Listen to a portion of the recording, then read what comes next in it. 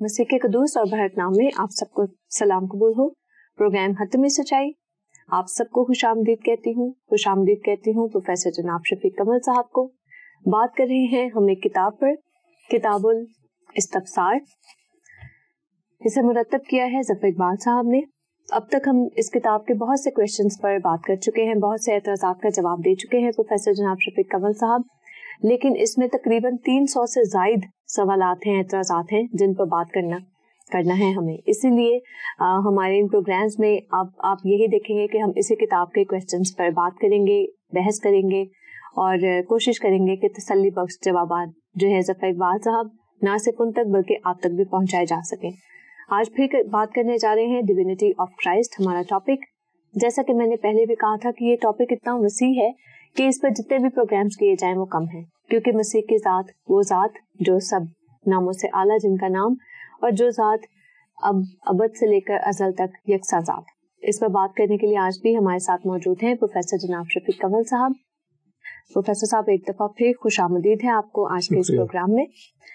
ظفر اقبال صاحب پھر اپنا وہی ان کا منفرد انداز، سوال شروع کرنے سے پہلے جیسے وہ کہتے ہیں کہ میں سوچ رہا ہوں کہ اگر جناب مسیح سلام علیہ مسیحی دعوے کے مطابق اپنی ذات میں بیک وقت انسان اور خدا ہیں تو پھر ان کی ساری خصوصیات خدائی خصوصیت سے مغلوب کیوں نہیں؟ دیکھیں، ظفر اقبال صاحب سمجھتے ہیں کہ یہ کوئی کشتی ہو رہی ہے اور کشتی میں لا محالہ ایک پہلوان غالب آتا ہے، شاید وہ یہ سمجھتے ہیں۔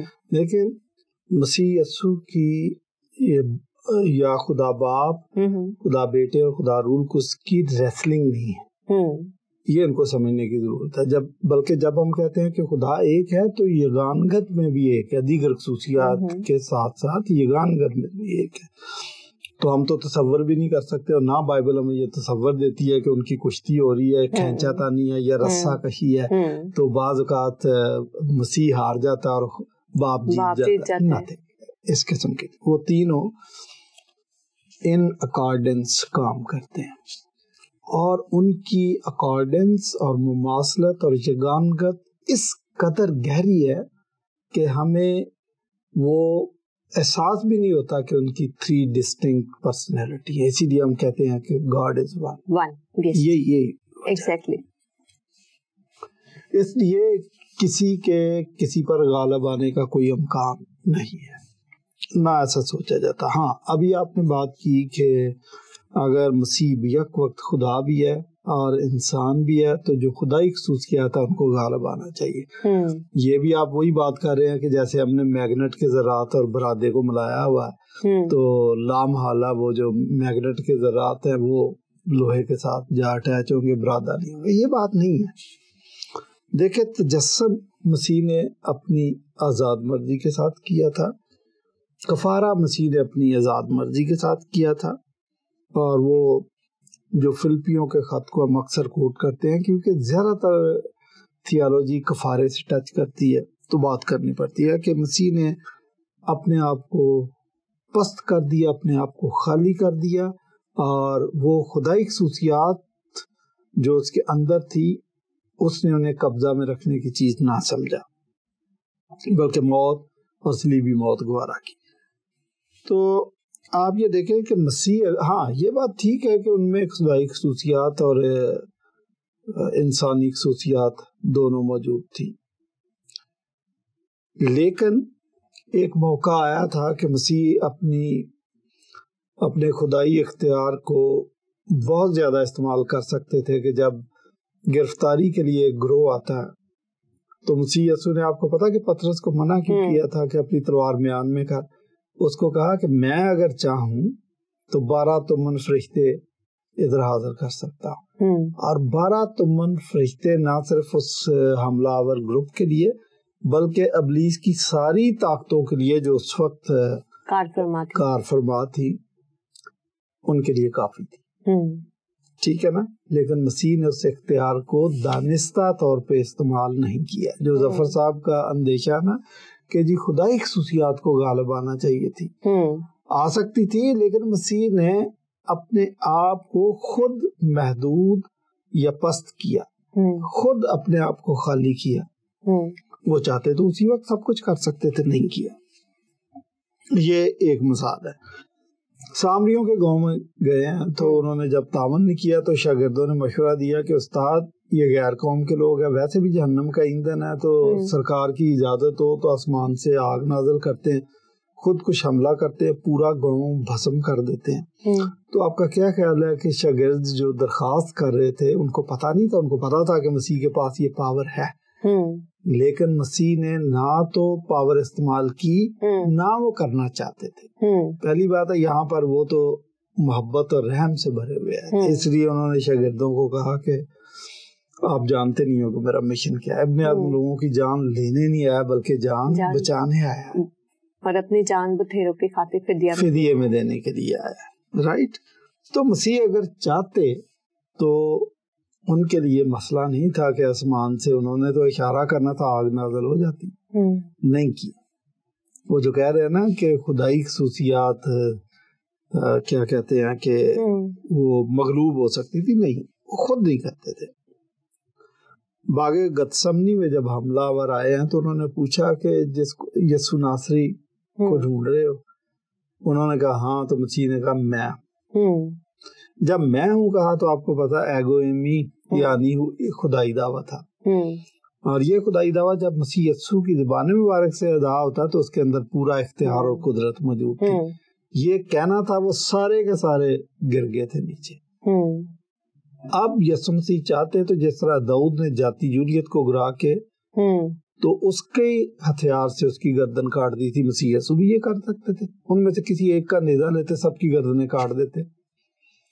دیکھیں نا, سارے بے ہوش ہو گئے تھے, گر گئے تھے. انہوں نے ایسا نہیں کیا, اس اپنے اختیار کو استعمال نہیں کیا, بلکہ ان کو اٹھایا, ہوش لائی کو اٹھو اور جس کام کے لیے آئے ہو وہ کام کرو. صحیح. پلاطوس کے سامنے بھی پلاطوس نے مسیح یسوع کو کہا کہ تو خاموش کیا, تو مجھے جواب کیوں نہیں دیتا؟ تمہیں پتہ نہیں ہے کہ میرے پاس یہ اختیار ہے کہ میں تجھے چھوڑ بھی سکتا ہوں اور سلیب بھی دے سکتا ہوں.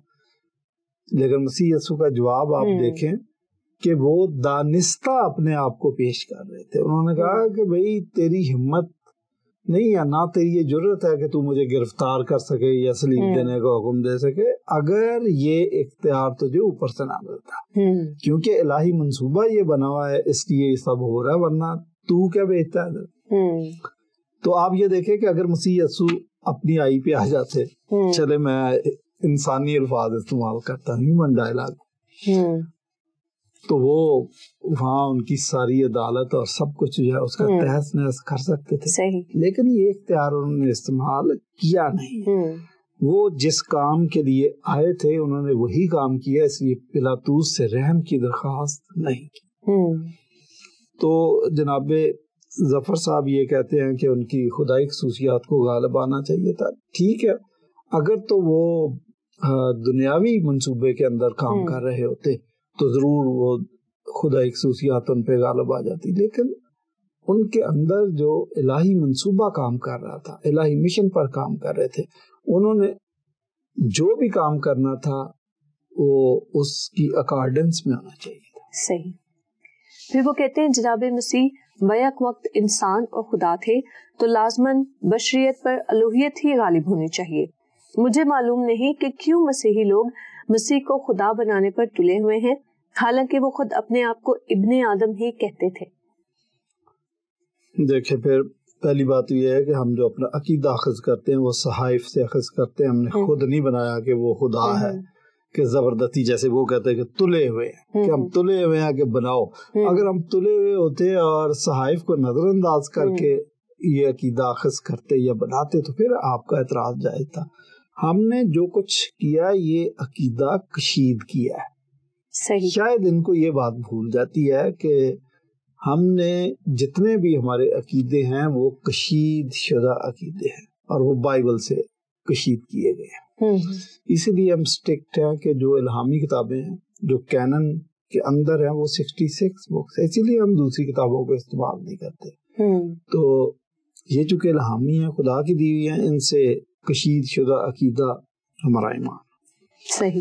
اب آپ کہہ رہے ہیں کہ وہ تو اپنے آپ کو ابن آدم کہتا تھا, آپ تلے ہوئے ہیں کہ نہیں, اس کو خدا ہی ثابت کرنا. ہمارا عقیدہ یہ ہے کہ وہ کامل خدا اور کامل انسان تھے. تو جب وہ اپنے آپ کو ابن آدم کہتے تھے تو ٹھیک ہے وہ کامل انسان بھی تھے تو ابن آدم کہتے تھے. لیکن میں آپ کے توسط سے ظفر صاحب کو ایک اور بات سمجھا دوں کہ جب مسیح اپنے آپ کو ابن آدم کہتے تھے تو اس کا مطلب ان کی ڈوینٹی کی طرف، الوہیت کی طرف اشارہ تھا. میں اگر کہتا ہوں کہ میں ابن آدم ہوں تو یہ میری انسانیت کی طرف اشارہ کہ میں، میرا خمیر خاک سے اٹھا، میں انسان ہوں، اسی کی طرف میں اشارہ کر رہا ہوں کہ خاکی انسان ہوں. لیکن مسیح جب یہ بات کہتے تھے تو ان کا اشارہ یہ نہیں تھا.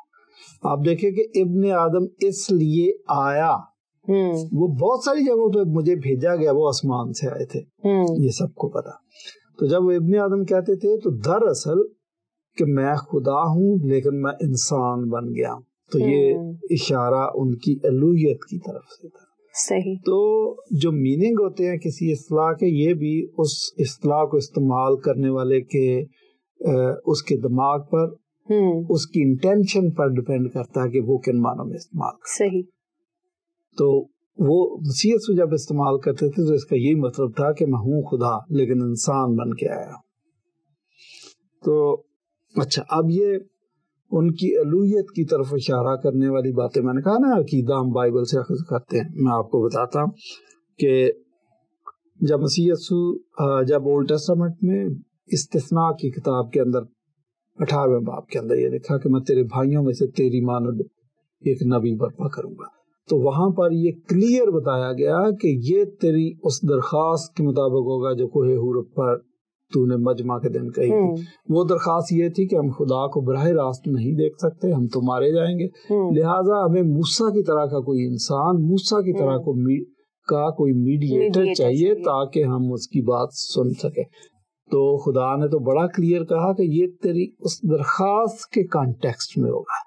اب مجھے آپ یہ بتائیں کہ خدا کہتا ہے کہ جب تک میں خود نہ ہوں بات نہیں بنتی. انبیاء کرام آتے رہے، اس نے اگلے زمانہ میں طرح بطرح حصہ بحصہ کلام کیا، لیکن اخیر زمانہ میں بنفس نفیس کلام کیا. لکھا نا بیٹے کو بھیجا، اس کا مطلب ہے کہ اخیر زمانہ میں اس نے بنفس نفیس کلام کیا ہے. وہ غالب کا ایک شعر ہے کہ ہر چند کے ہو مشاہدہ و حق کی گفتگو، بنتی نہیں ہے بادہ و ساگر کہے بغیر.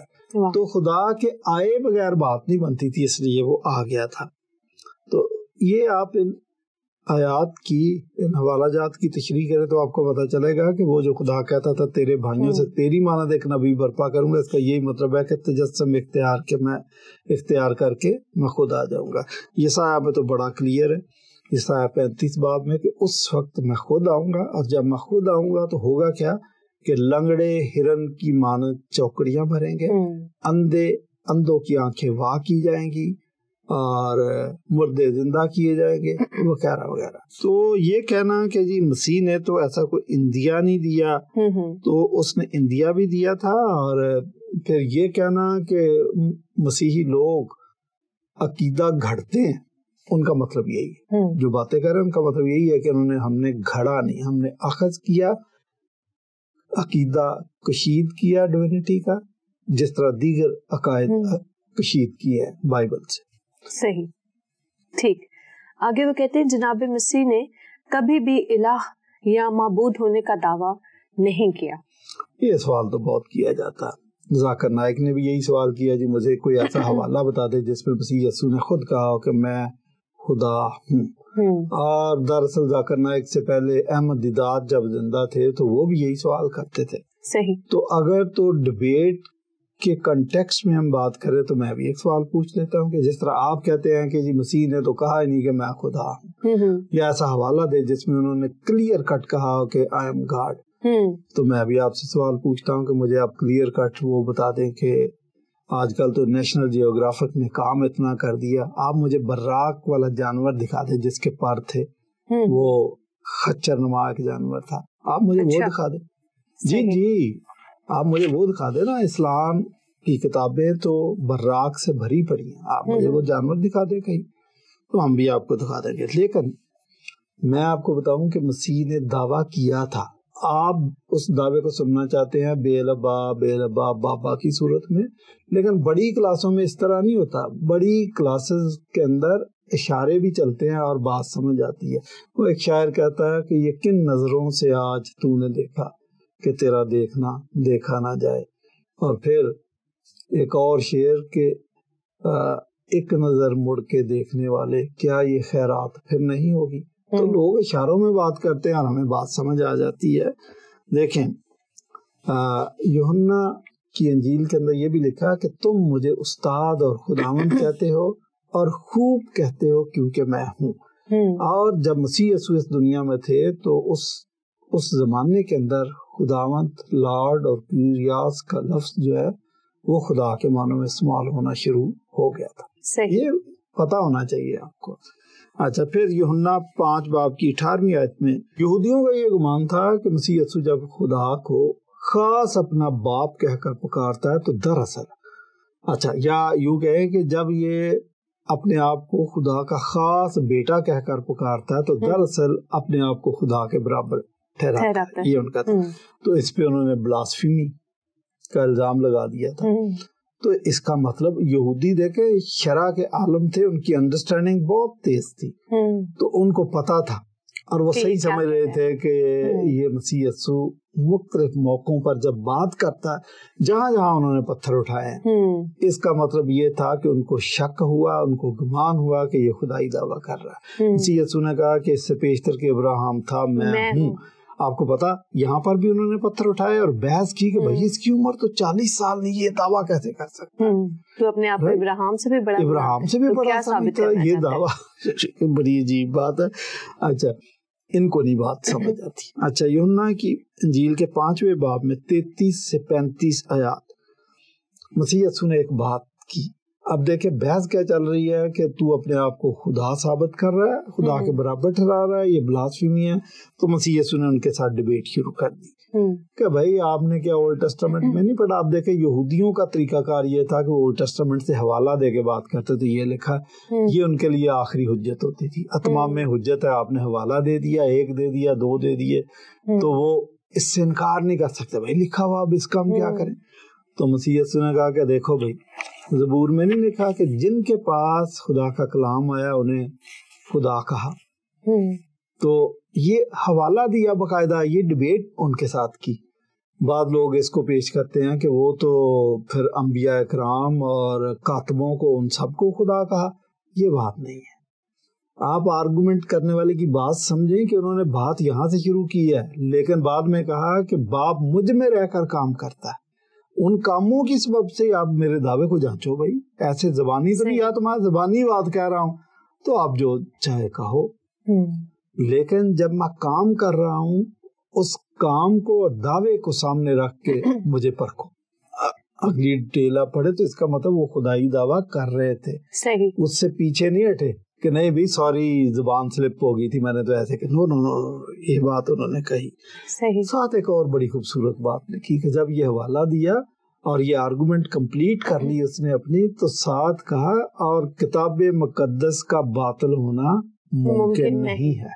آپ بتائیں آپ کدھر جائیں گے؟ تو کہتے ہیں جی خدائی دعویٰ نہیں کر رہے تھے. بھائی وہ خدائی دعویٰ کر رہے تھے اور بتا رہے تھے ان کو.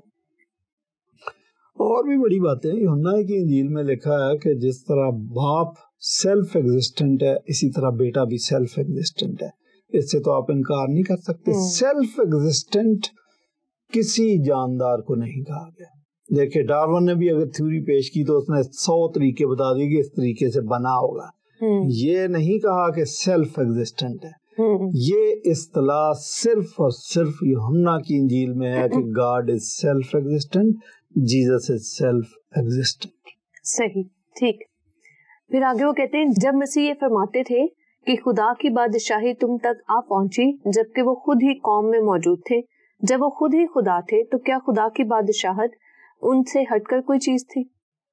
دیکھیں منطقی طور پر تو یہ جو بات ہے بظاہر بالکل ٹھیک معلوم ہوتی ہے کہ اگر مسیح یسوع بادشاہ ہے، اگر مسیح یسوع خدا ہے اور وہاں موجود ہے، تو پھر یہ بات کیوں کہی جا رہی ہے کہ بھی خدا کی بادشاہ تم تک آ پہنچی؟ پھر تو ان کو کہنا چاہیے تھا کہ میں ہوں ادھر، میرا اختیار بھی ہے، سب کچھ ہے، پاور بھی ہے، تاج لاؤ میرے سر پر رکھو تو خدا کی بادشاہ قائم ہوگی.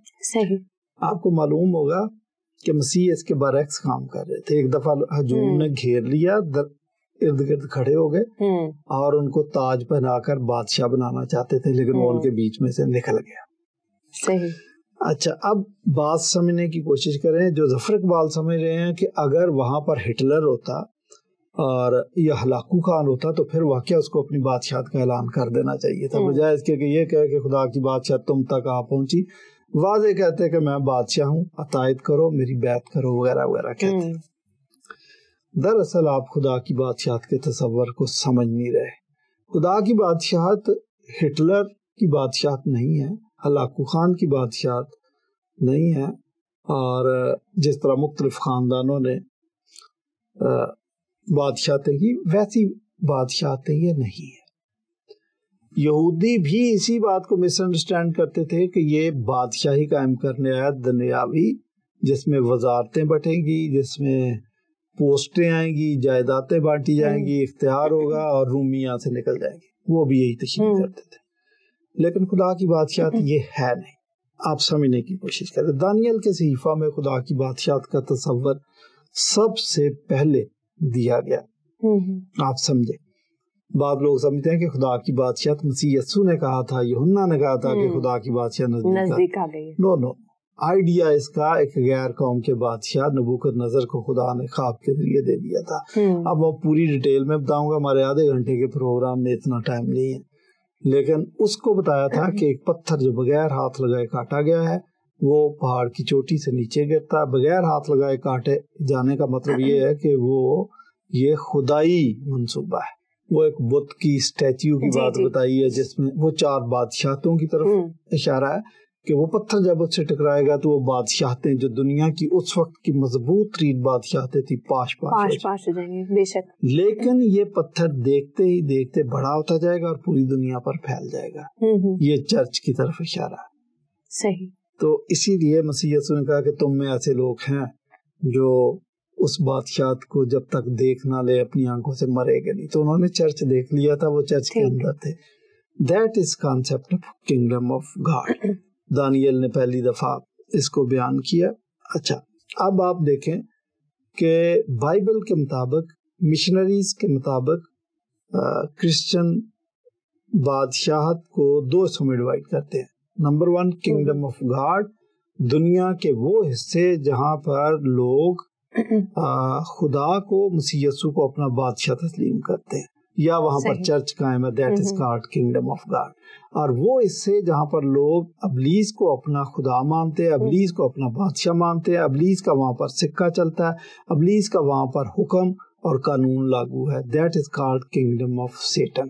جب ہم یہ بات کرتے ہیں کہ خدا کی بادشاہت کو وسیع کرنا ہے تو ہمارا مقصد یہ ہوتا ہے کہ سیٹن کے ایریا کو، اس کے ماننے والوں کو کم کرنا ہے، اور جیسے ہی ہم اس کو، ابلیس کی بادشاہت کو کم کرتے جائیں گے، خدا کی بادشاہت آٹومیٹک بڑھتی جائے گی. یا آپ اس کو یوں کہہ لیں کہ جیسے ہی ہم خدا کی بادشاہت کو وسیع کرتے ہیں تو ابلیس کی بادشاہت کم ہوتی جائے گی.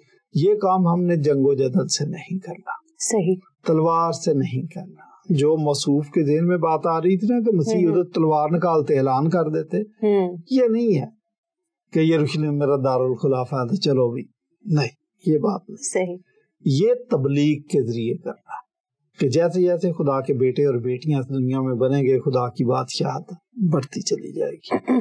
تو اس لیے مسیح نے بادشاہت قائم کرنے کے لیے جو فارمولا بتایا وہ یہ بتایا کہ پس تم جا کر سب قوموں کو شاگرد بناؤ، ان کو باپ بیٹے روح القدس کے نام سے بپتسمہ دو. جب ہم بپتسمہ دیتے ہیں، ایمانداروں کی تعداد بڑھتی ہے تو کنگڈم آف گاڈ پھیلتی چلی جاتی ہے. تو یہ کانسیپٹ ہے. آپ نے غلط اس کو سمجھ لیا کہ جناب خدا کی بادشاہت ان سے ہٹ کر تو نہیں تھی، یا انہوں نے کیوں نہیں قائم کی. وہ ساری ان کی مغالطہ امیزی ہے، ساری مس انڈرسٹینڈ. ٹھیک. بہت شکریہ پروفیسر جناب شفیق کمل صاحب. آج کے اس پروگرام میں بھی ان تمام سوالات کو ایڈریس کرنے کے لیے ہم آپ کے شکر گزار ہیں، اور امید کرتے ہیں کہ نہ صرف ظفر اقبال صاحب بلکہ باقی تمام ناظرین کی بھی بہت سے فیلسز کو یہ دور کرنے کا باعث بنتا ہوگا ہمارا پروگرام. آپ سب کے شکر گزار ہیں ہمارے پروگرام کو دیکھنے کے لیے. میرے لیے آج کی بڑی ہی امپورٹنٹ اور خاص بات کہ جتنا زیادہ ہم ان کویشچنز پر، جتنا زیادہ مسیح کی ذات پر، ان کی الوہیت پر، یا ट्रिनिटी पर तसलीस पर बात करते हैं, हमारे कंसेप्ट मजीद क्लियर होते हैं, ना कि और उलझते हैं। तो इसका यही मतलब है कि सिर्फ बाज़ औक़ात मसला हमारे देखने, हमारे सोचने, हमारे परखने के अंदाज में होता है। जनाब मसीह के पास एक दफा एक यहूदी शख्स आया और उसने उनसे कुछ सवाल किया। जनाब मसीह ने उनसे कहा, तू किस तरह पढ़ता है? आज वो आपसे और मुझसे भी यही सवाल करते हैं। जब हम कोई बात देखते हैं, कुछ बात को पढ़ते हैं, तो ये हमारी अपनी अंडरस्टैंडिंग पर भी मुनहसर होता है कि हम चीजों को कैसे देखते और परखते हैं। लेकिन जनाब मसीह की जात वैसे ही थी, अजल से लेकर अब तक यकसान जात। आज भी आप सबको बचाने के लिए वही कामिल कुदरत, वही कामिल इख्तियार उनके पास आज भी है। जरूरत सिर्फ इस अमर इस बात की है कि आप इस सच को जानकर इसे कबूल करें और हमेशा की जिंदगी के वारिस बने। खुदावंद ताला ने जैसे फरमाया, खुदा की बादशाही उस वक्त जनाब मसीह ने कहा कि मेरी बादशाही इस दुनिया की नहीं।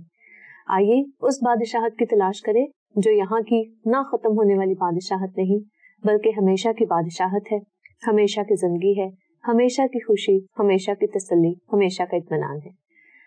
इन प्रोग्राम्स में इसी तरह हमारे साथ सच को जानने, सच को खोजने के लिए बने रहिए। अगले प्रोग्राम तक के लिए मुझे और पास्टर जनाब शफीक कमल साहब को इजाजत दीजिए।